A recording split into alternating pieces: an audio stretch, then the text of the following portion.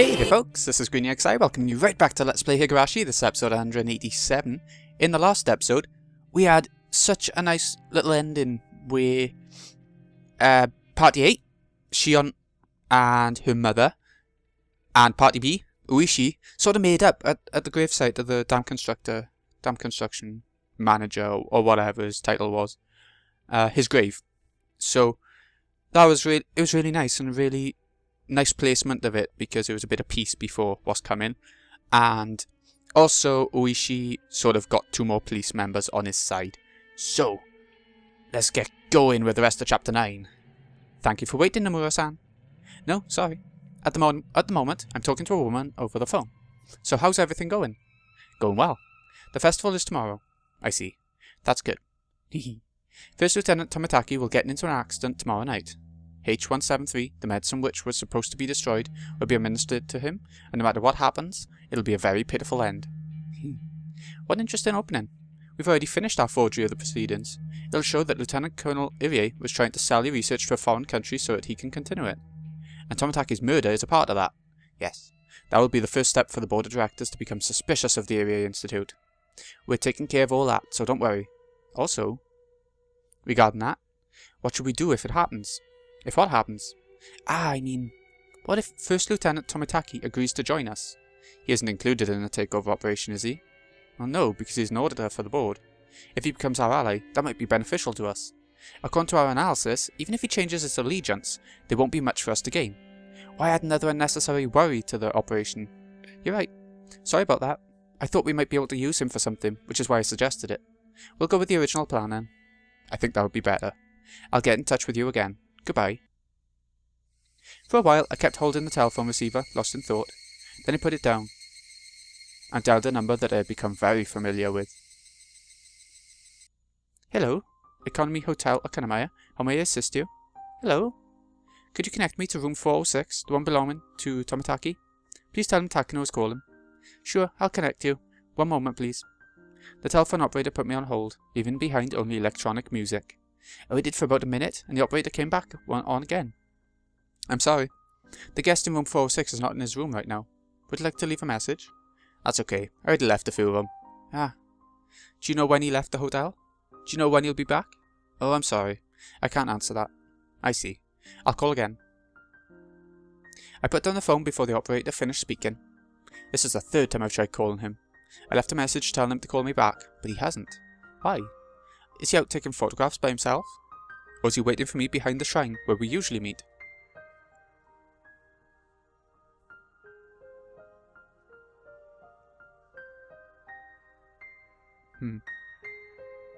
It all looks so pretty fall. I'm gonna miss it all. I don't know if I'd ever play this game again. It's been a really good experience, but the anime and manga is just quicker, you know.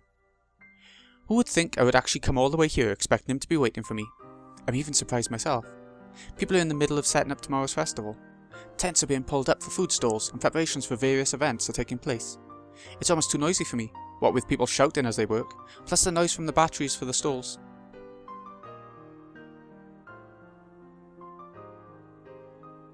Soon I reached the back of the shrine before realising it. This is probably the best view in the whole village. This is where Jiro-san and I usually meet. Just maybe he's waiting for me here. Of course, that's just wishful thinking. God will never grant my wishes. He only has his bit of fun by testing me. I looked down at the village below, letting the breeze blow through my hair. He usually follows me around while he stays in Hinamazawa. He persistently asks if I want to go out to eat, go for a walk, or take some photographs with him. But he hasn't done any of that this visit. His behaviour towards me has changed. Yeah, he knows about a killing. Maybe it's because he heard about the horrible impression I left with the new board of directors. Maybe he thinks I'm a mad scientist because of that incident. I can feel that he's gradually losing interest in me. But I had my own complaints too. When I don't want him around, he's so persistent. But when I need him to listen to me, I can't get hold of him. But if I did get through to him, what would I even talk about? What could I talk to him about? Right after talking to someone about the plan to assassinate him? Why should he even answer my call? I'm simply running wildly, and when I reach the point of no return, I want to be forgiven, and I want him to do that for me. just because he always does whatever I want him to do, and he shows up whenever I need him. Who would forgive someone like me? Someone who has nowhere to go but hell? Would he forgive me? Out of sympathy? No way. While he'll be surprised, he'll do his job and arrest me. I'm a member of the SDF after all, so what I'm doing is committing treason. Ha! I've been thinking about him a lot for the past few days, and just now I realised something. He's not attractive at all as a man. He has no sense of humour or good taste. He has nothing, absolutely nothing. Well, he has a belly, but there's nothing appealing about him. He doesn't care about my schedule. He's persistent, and when I treat him nicely because I'm in a good mood, he becomes even more persistent. There really is absolutely nothing good about him. Despite his age, he tells me things like how the last time he held a woman's hand was when he did folk dancing at some summer camp. I just realised, he's got a belly. He doesn't look like that in the picture. Like, I guess she means he's a bit, big. Furthermore, he says those things to make me laugh. He's hopeless. But more than anything, I can't stand when he completely ignores my feelings. I want to be alone sometimes. I don't want to do anything sometimes. Yet he drags me out, completely ignoring how I feel. That's why, even when I'm exhausted or I don't feel like doing anything, I end up going with him, which makes me laugh. I always thought that just wore me out, yet I want him to drag me around. I'll probably never feel this way again, and yet he's not here. Do I really believe I don't want to spend time with him? Maybe I've just grown used to his abundant affection. When he took me out on a day, I didn't want to do anything. I was in a bad mood at first, but after a while, I started to feel better and found myself having a lot of fun. If he was with me now, would he take me out to photograph birds like always? Would he happily explain it all with his know-how, even though I didn't ask? That'd be very boring and troublesome. That's what I honestly want right now. Is there a last chance to be able to if he's going to be assassinated the next day, right? Do I see my grandpa in him? I loved my grandpa. He gave me a purpose to live. I needed him. I loved Uncle Kozumi. He helped me with my dream. I needed him. After both of them died, maybe I just saw there were aspects in him. Am I starving for a protector? Maybe I'm so traumatized by my parents' accident that I need to have someone nearby to watch over me all the time. Maybe I'm still immature. My inner child is throwing a fit because she can't put together a toy, saying that if it's going to be broken anyway, she's going to break it herself. It won't be just my problem. It'll bring about huge, irreversible tragedy. But that's the only way to prove the truth of my grandfather's work. That belief allowed me to prepare up to this point. In just a few days, the top members of the government will be scrutinizing my grandfather's article, and terrified by the worst-case scenario he predicted, they'll regret cancelling our research and neglecting countermeasures as they pass their final resolution. That's when my grandfather's article will become truth, his great work uplifted, and his name carved into the pages of history. And then, he'll become a god, an eternal existence, and I'll reveal the god worshipped as Oishiro-sama to be this Heinomisawa syndrome, casting him down to earth. I'm going to complete the 5th curse of Oishiro-sama, with Juro-san's death, as well as my own. I'll become the one who curses, not the one who is cursed. I'll be in the position to test, instead of being tested. I'll ascend to godhood. I'm going to make the curse a reality, and I'm going to kick the god of this place off her throne. And then, grandfather and I will be together forever. Gods don't get tested. Fate doesn't test gods. No grief will separate us. I'll be with my grandfather forever. After that, we're going to work on our research together in that study, filled with the smell of formalin. A scene from happier days. Grandpa is at his desk, writing down something. I'm in a good mood, lying on my stomach on the carpet right behind him, while flapping my legs and humming a tune. I help him with his research by organising his books, as if I were playing with blocks. To return to those times is my only wish. Of course, if I could go back that far, I'd want my parents to be alive too. If I could play with my grandpa's books, while listening to my mother cooking in the kitchen and my father flipping through his newspaper, that would complete my happy world. It would be my ideal childhood. But that world doesn't have a door to the outside world, so I can't go over to my friend's house, because if I did go to my friend's house, there wouldn't be anybody there when I returned. Nobody, because they'd all have died in a train accident. So I don't want an outside world. I want to stay in my house with my parents and my grandfather.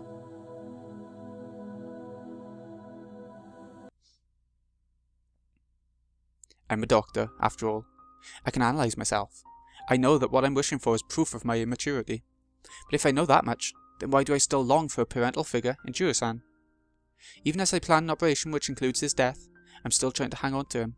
If I'm going to betray people so I can become a god, then I should remain a villain until my final moments. But if I'd rather be a lonely little girl, then I should remain modest and humble until my final moments. Either way, if it's my way of life, nobody can criticise me for it. Because if I believe it is right, then all I can do is go on without listening to such criticism. But I still can't decide, so I want somebody to criticise me. Nobody has ever criticised my way of life. That's why I want to hear someone do it. If I want someone to tell me my way of life is wrong. I want Juro-san to tell me I've done such a stupid thing, and I want him to slap me. Such masochistic desires speak a great deal as to how I'm rejecting my present self. Am I really still longing for a parent? I'm too old to call myself immature. Even if I do, nobody else will. No matter how immature I am inside, people will treat me as a grown person. They will say I possess an adult's responsibility and proper judgment, and that they've brought me this far already. Then I'll be judged before the devil. Will I still plead not to judge my immature self as a grown-up? Am I gonna act that pathetically, even in front of the devil? I'm already going to hell, yet I can't completely become a devil. I hate the idea of hell, yet I refuse to try and repent. My mind can only float in a lake of blood, drifting as I drown. If only Juro-san was here, my mind would clear up as I played along with his insensitive chatter. Why isn't he around when I need him the most? This is the last chance I'll have to spend time with him. I hate how immature I am, becoming so insecure just because he isn't around. I found myself before the offertory box. I came here when the area clinic's construction had ended, and the research at the area institute was about to begin. I remember how bravely I challenged the god of this place. I was full of hope and ambition. After going through many hardships, I finally came this far. I even vowed I would become a god. I did so in front of the god of this place. I can vaguely recall my grandfather telling me a story similar to that. That's right, it was the story of the Tower of Babel. When there was only one language in this world, all people lived in one place with one will. In a display of their authority, they started to build a tower that would reach heaven. God got angry because these people had forgotten how to show respect to him. He believed all of man gathered to commit such an affront because they all shared one language and one will. So the communion was shattered, people were thrown into disorder, and they were given many different languages so they wouldn't be able to communicate with each other. And as they couldn't communicate with each other, many left, and the tower which challenged heaven fell to ruin. Something like that anyway. Not sure what the lesson is, but this is what my grandfather explained to me. Building a tower that reaches up to heaven is the greatest challenge for humans, but it's also a challenge to God. To challenge God was truly sinful, but as humans we couldn't help but test that untrodden peak. It's not easy to build a tower that's high enough to reach heaven. While they're building a tower, the people will fall into disharmony and lose the mutual understanding they once started with. Their united wills thrown into disarray. This applies not just to a group of people, but can be said about one person as well. No matter how solid their will, the closer they come to heaven, the more limits God imposes on man. So even iron wills are sure to waver at some point. It's just too arrogant for humans to think that they can always carry out their original intentions. That must have been what my grandfather was thinking, deep down. I'm sure he lost hope many times since nobody ever recognised the value of his research. Yet he believed in himself. He believed that someday his work would be appreciated. Maybe that was his wish, rather than reaching heaven. Grandfather realised he wouldn't be able to complete his research. Maybe he was trying to find where he could compromise. Humans can't build a tower that reaches heaven. But the story of the Tower of Babel is still around, or is it Babel? I don't know. I'm not religious at all. It didn't reach heaven, but we still tell the story of the tower that challenged God. According to the story, the tower was left behind with nobody to work on it. The incomplete tower stayed in that place for a long time, never achieving its goal. But if someone were to see it, they would realise how great it was that someone accepted that challenge and praised their name. I took over the tower from my grandfather and tried to make it reach heaven, but I ended up succumbing to the same fate. And if it's going to be destroyed anyway, I'll try to destroy it myself. What am I doing? Anyway, if I hadn't tried to continue Grandfather's research, his work on Hinamazawa syndrome would have remained forever. Even if it was an empty tower that nobody ever visited, if somebody did come by, they would praise whoever attempted that challenge. They would have praised my grandfather, but I took over his work. And I built the tower even closer to heaven, which made God angry, and the tower is now going to be destroyed. The tower will become a pile of rubble. When the Area Institute is shut down, all of its records will be destroyed. My grandfather's wish for his work to be appreciated by someone will never be granted. I tried to make my grandfather an eternal existence, yet I ended up making that an impossibility. How can I call myself my Otakano? Instead of inheriting the 1, 2, 3 from my grandfather, continuing the count to 3, 4, I reduced it all to 0. If it wasn't for me, my grandfather's work would have remained an empty tower. It would have stayed in this world forever. But I ruined it. I did that. I can feel myself sweating. The sweat reminds me that I've done something inexorable. When did I make a mistake? Where did I go wrong? It wasn't when I came here. It was before that. I started to walk down the wrong path long before that. If I put myself in my grandfather's spot, I know. My grandfather was working on a great challenge. He built a mighty tower, and he was supposed to continue to stand there and wait for someone to appreciate it. Grandfather definitely said he wanted his work to be valued by someone, even after his death. But I misunderstood. Somewhere along the way, I made a wrong turn. I misinterpreted Grandfather's wish, and I ruined it. I ruined everything. I tried to make him an eternal existence, yet it destroyed him. Grandfather built an eternal tower, yet I raised it. I don't think you raised it, you made it a bit lopsided so somebody could come back and carry on with the research, surely. Like the Leaning Tower of Pisa or something. Where did I make a mistake? What went wrong? It's obvious. My grandfather counted to 3, and with that it was complete. I simply tried to do more with addition, and everything collapsed, and now all of it is ruined. I shouldn't have tried to count to 4. I shouldn't have done anything. Besides, Grandfather didn't even ask me to continue his research. A little girl shouldn't play in this dark study. Go outside and play with your friends.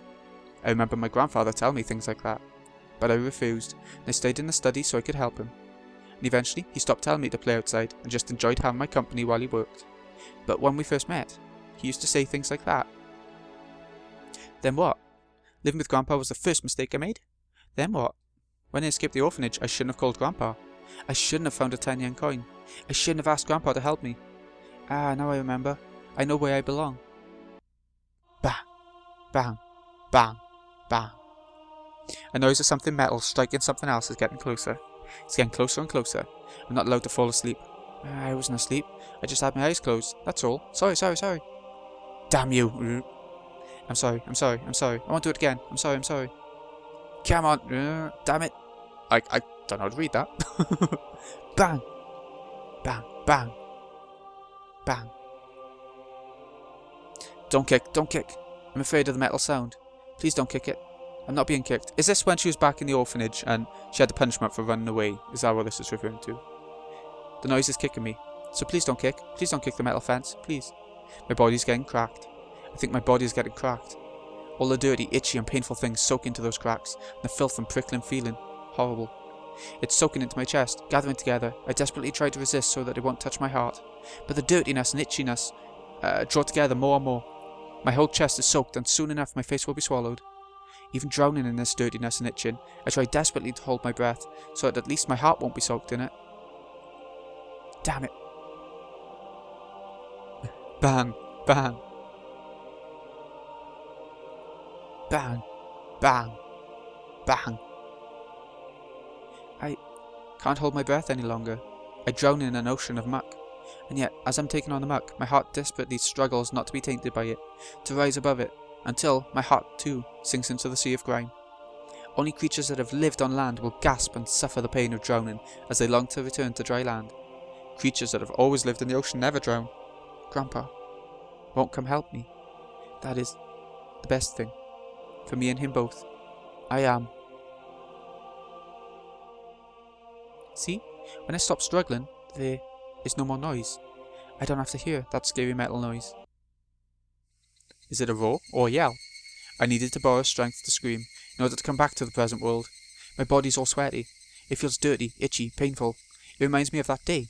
I can feel welts coming on as the sweat crawls down my skin.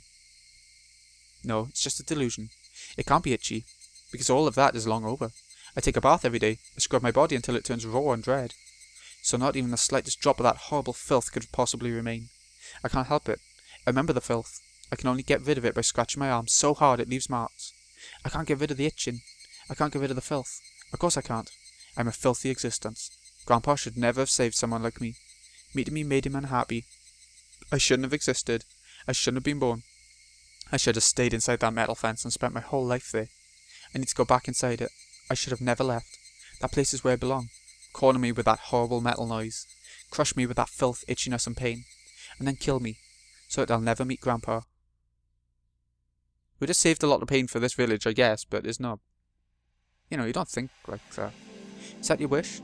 Yes, much like those left behind at the top of Babel's crumbling tower, or Icarus, unable to reach heaven only to fall. That's my final wish.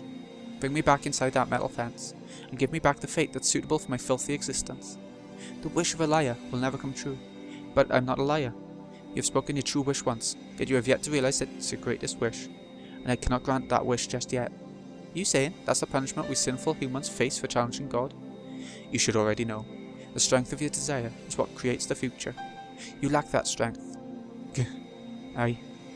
Are you saying I haven't tainted myself enough? Will even the gates of hell remain shut for someone not fully committed like me? She seems like a very confused young lady. I shouldn't be laughing. Oh, back to Akasaka, is it?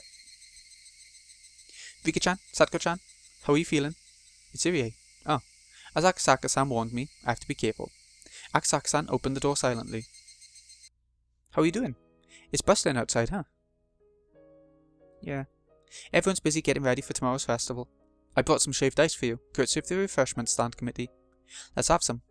Thank you for that. I'll have some. Akasaka-san's wearing a t-shirt, but he's still drenched in sweat. All the windows have been shut. He can't even open the curtains, so it's very hot inside. But even accounting for that, he's still sweating like mad. Look at how sweaty you are. It sure is hot in here. No, I was exercising a little. Of course, I try to keep very quiet. I'm just staying prepared for anything, that's all.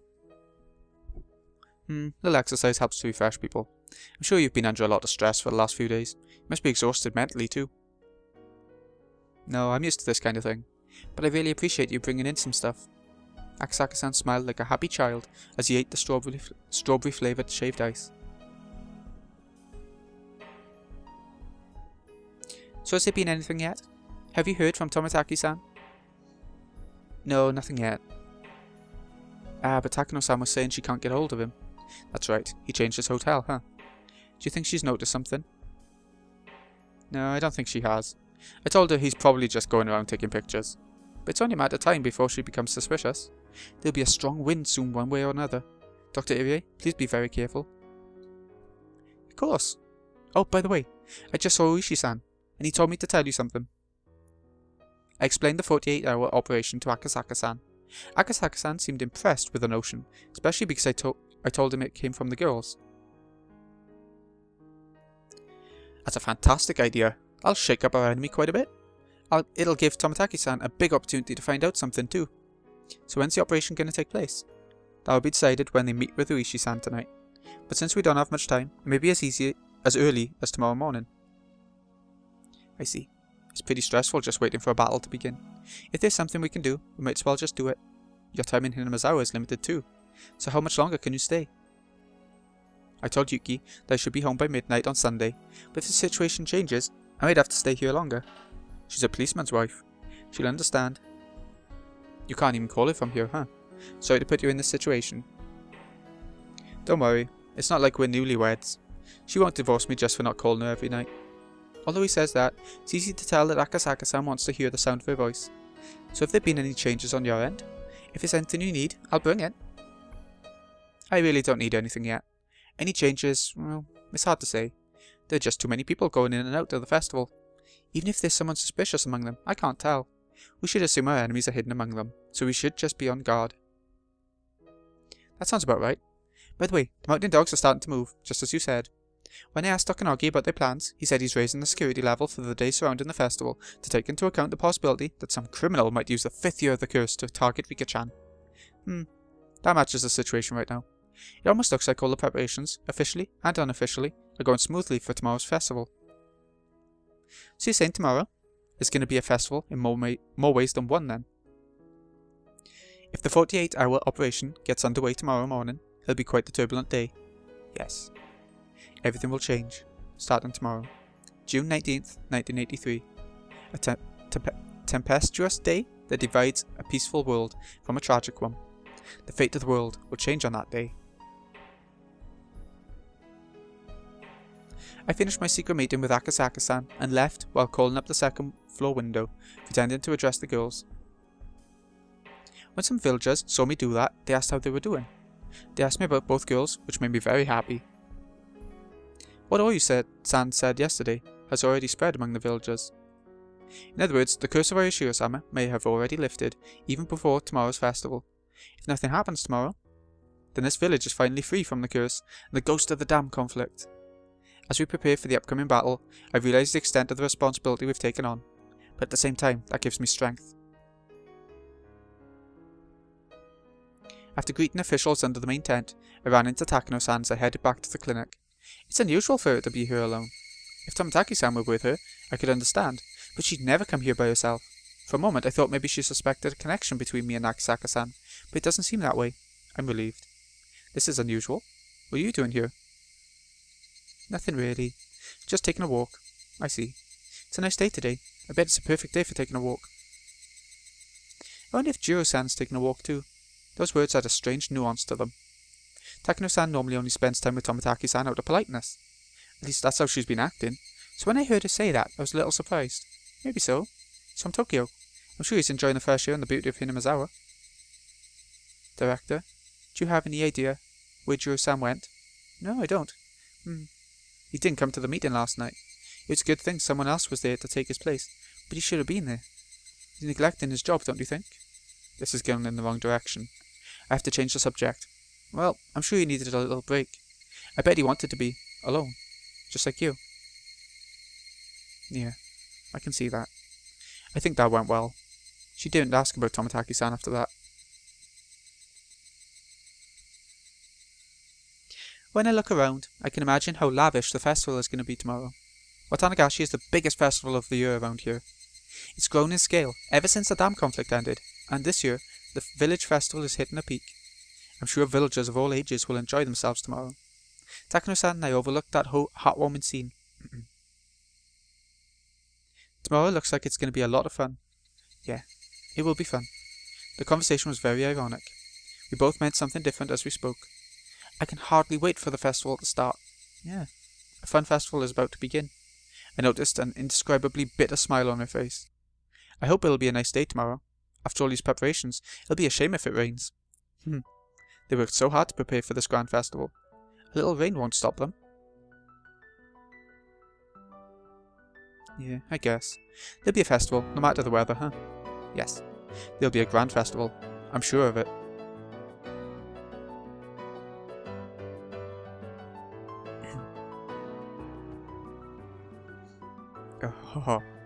Ushi-san had agreed to participate.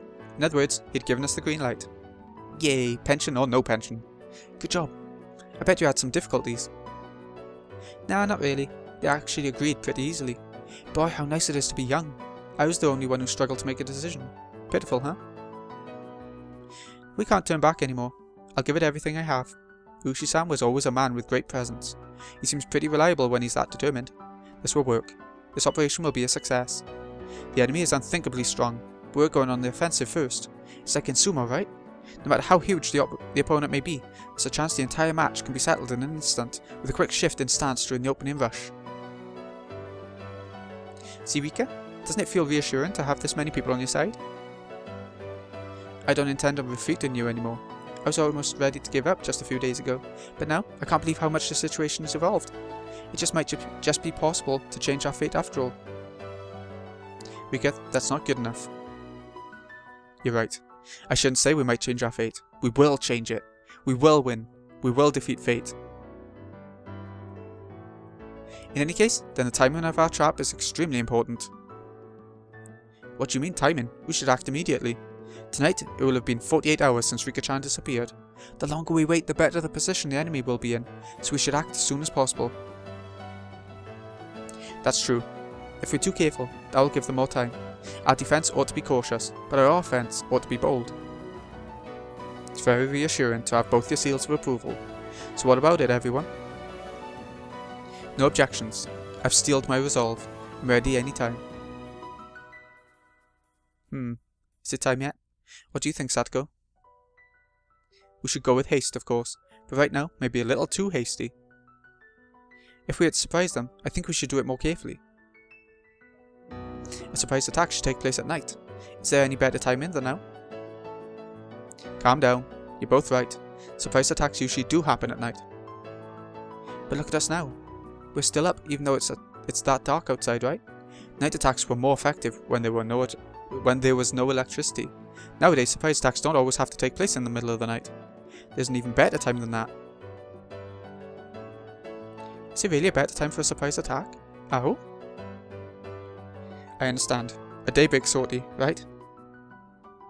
Oh? You know some interesting terms, don't you? It's true that the worst time to call someone is not in the middle of the night, but early in the morning. People can't even think straight when they're half asleep. A surprise attack at dawn. Yeah, it's a great time to do it. Yeah, I think that'll be the most effective. Knowing how Takano-san is, it's more than likely that she'll do something to make it look like the 5th year's curse, and she'll try it tomorrow night.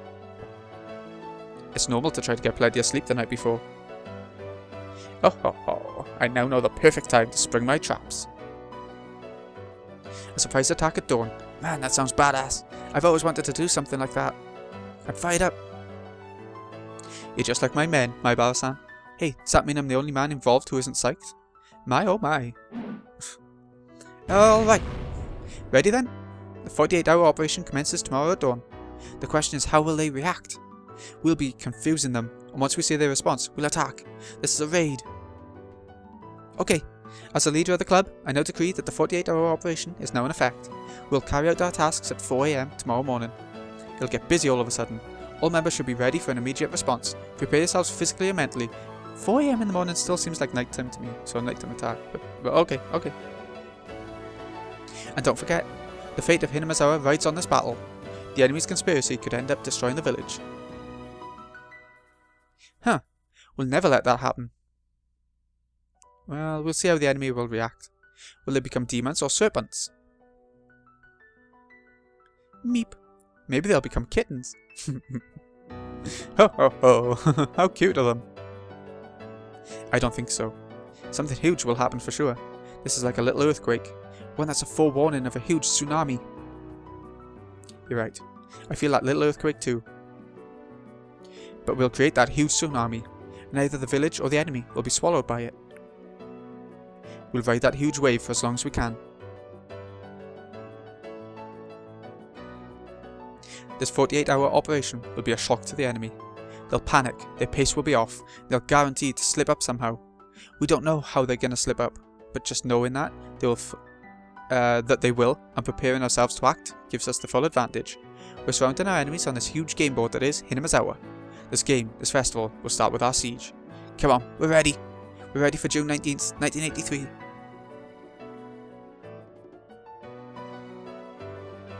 Hey Rika, have this many emotions ever gathered on this day? Actually, there were always this many emotions in this world. There were always countless numbers of them gathered on this forgotten June 19th. We just never realised it, because we always looked at the world subjectively. There are so many people in this world, and each of them has very important emotions. Those countless feelings are collecting together and giving shape to this world, this fragment. With this many emotions, what kind of world will we see? What kind of fragment will be granted? Who will win, Takano or us? The time to find out is now. Let's open it. Let's open the door to June 19th of 1983. Yeah! I thought that would be the wrap-up point. It was coming to it, wasn't it? Let's see what the achievement's called this time. I saw how many achievements, but I tried to avoid spoilery achievements. If that makes sense. The door to the 19th. That's a nice picture too. It's like bubbly. Maybe it's like balloons for a festival or something. I don't know. Any tips? Still no tips. Wow. Okay. I think the next chapter is the last one. There'll be a bit more to this arc, like I was mentioning before, but last actual chapter is coming up next time. Might be split into 2 parts, probably will be. I imagine it's gonna be a biggie, so get the popcorn, I think. So, this has been Greeny XI. I hope you've enjoyed. Thank you so much for watching. I'll see you again in a bit when we make a start on chapter 10. Thanks again for watching, folks. See you again in a bit.